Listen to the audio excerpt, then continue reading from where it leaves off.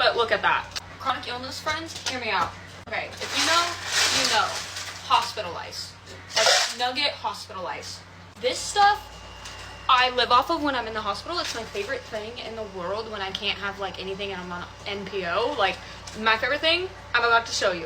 So I have this ice machine. I'll tag it. Literally a Nugget Ice machine. But what I like to do is add, as much as I kind of want to, don't mind me, I'm causing a mess. My dog will eat that up. What I do is just add as much as ice that I want to kind of snack on. And then basically I add Crystal Light packages. So honestly, the fruit punch is what I lived off of when I was in the hospital and stuff. Like this is what my nurses showed me and this is the Crystal Light they had on hand.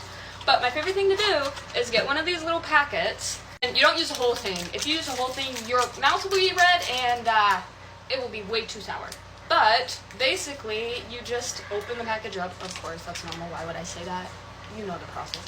But you sprinkle it literally on top of the ice. Kind of like that.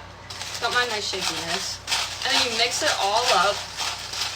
Like, see how I'm mixing it? See how red that is? My favorite thing ever.